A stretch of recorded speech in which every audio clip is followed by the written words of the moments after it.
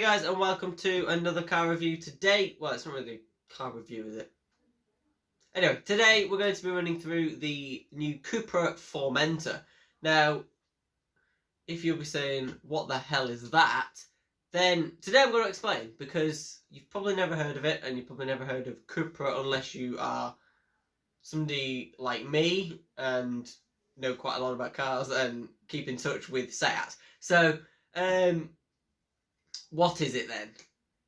Let's find out. So this is the Cupra Formentor, an absolutely kind of very good looking and quite lovely small SUV that takes on the likes of the Audi SQ2 and the Volkswagen T-Roc R. Now, if you've never heard of Cupra, Cupra are Seat's sole performance brand now. Obviously Cupra used to be like Seat, Leon, Cupra, but now it's just Cupra and then like Leon and Cupra Ateca. If you've probably heard of the Ateca before, small SUV. They did a Cupra version, which is now also been updated as well a little bit. We'll run through that later on. And then Leon is on the way, not just yet out, but it is on the way, and I'll give you some information on that also. So the Formentor is Cupra's first standalone model. The Formentor doesn't exist as a Seat, like the Ateca and the Leon.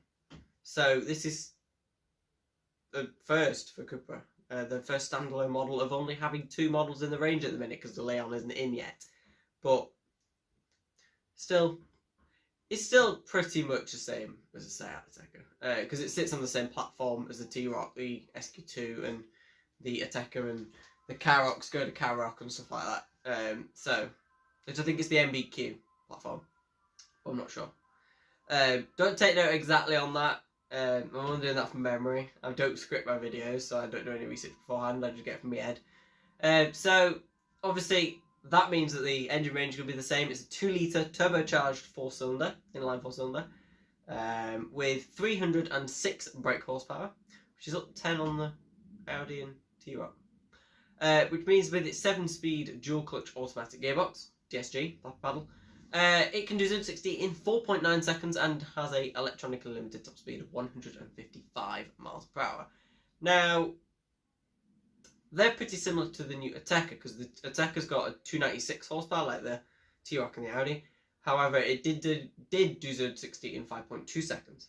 However, an update on the car's ECU means it can now do it in the same time as the Formentor, 4.9, but its top speed is 153 because it isn't electronically limited, and it's a bit bigger and a little bit heavier. It does 153, so it is a bit slower, but you can get the ABT Sportline version of the Ateca if you would like for a teeny bit more money, and that gives you 345 horsepower. Top speed of 158 this time, 0 to 60 remains at 4.9 seconds though, so you can get that if you wanted to. But the Formentor will be coming out later in the year to 2021 with a hybrid option, the e-hybrid Formentor. That will have a 1.4-litre turbocharged 4-cylinder with an electric motor for combined 242 horsepower, which is the same as the Golf GTE and the new Skoda Octavia VRS IV and the new Cupra Leon e-hybrid that's going to be also arriving. So, it should be quite interesting. 0 to 60 times and top speeds have not been released, but top speed will be around 130, and top speed 0 to 60 will be around the 7-second mark, because that's what they are in the Volkswagen Tiguan e-hybrid. So, it should be around those. That's just my estimate. So, I'm going to say 130 and 0 to 60 and 7 flat. I think that's what we're going to go with. But there's no confirmed, so we don't know.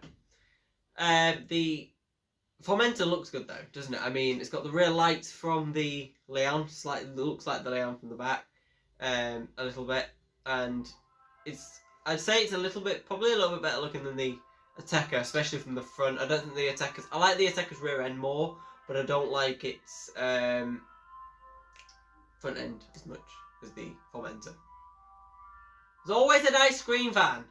Shut up! Flipping hell. Right, carry on.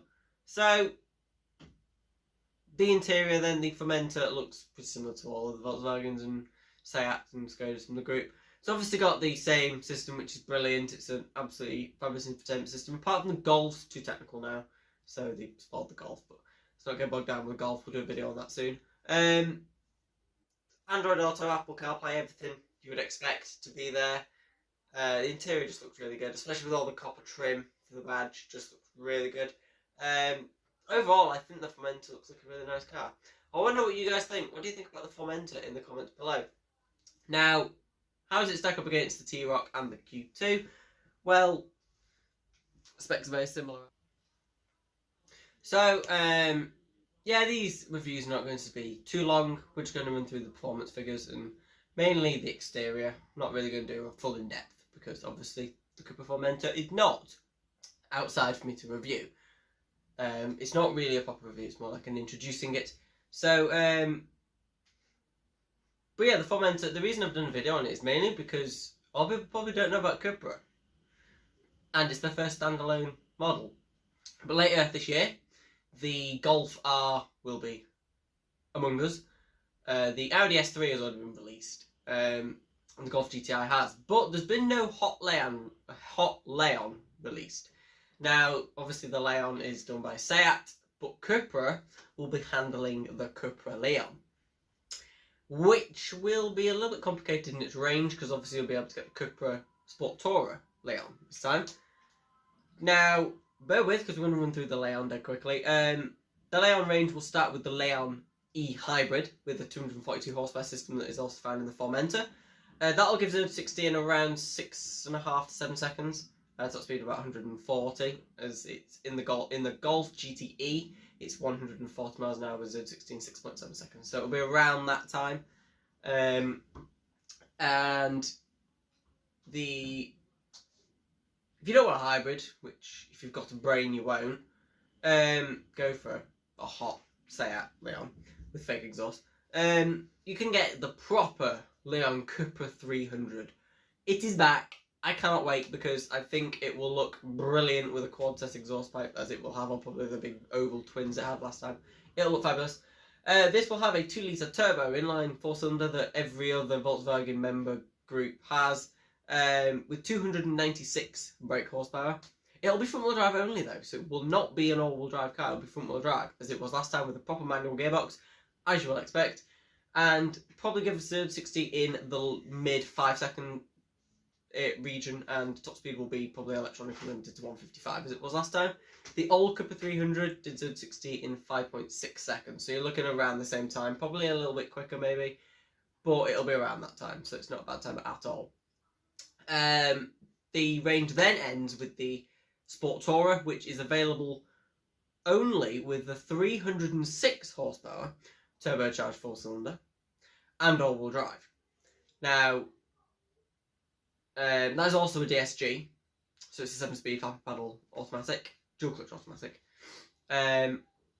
which means 0 to 60 in 4.8 seconds and a top speed of 155. That has been confirmed.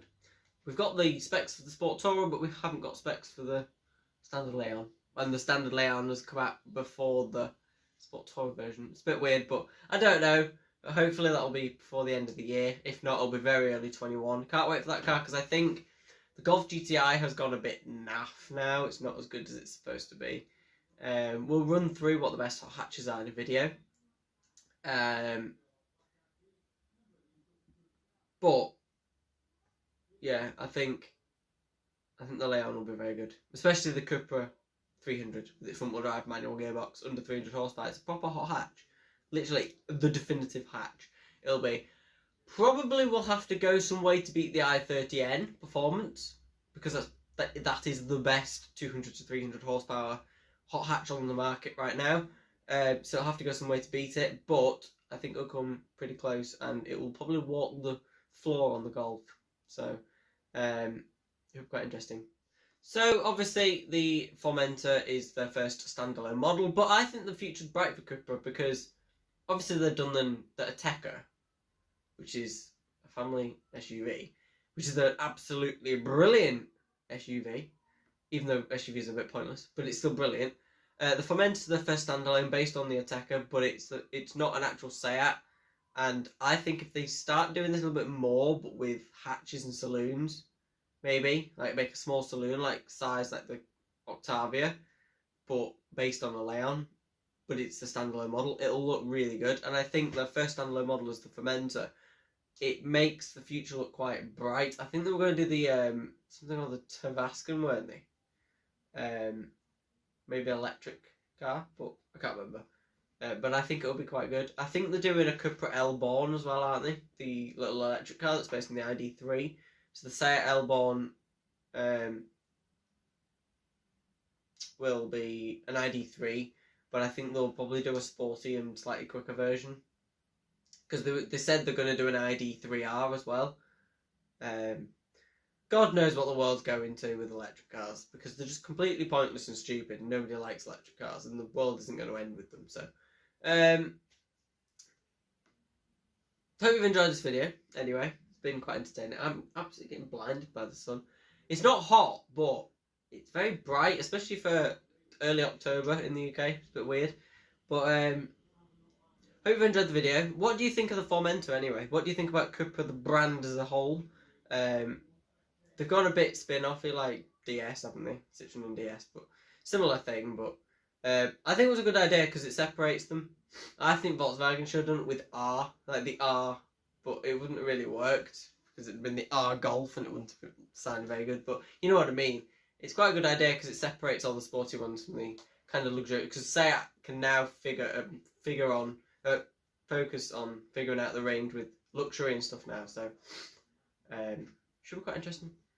But if you've enjoyed this video, make sure to subscribe for more. And I'll see you very, very soon for another video.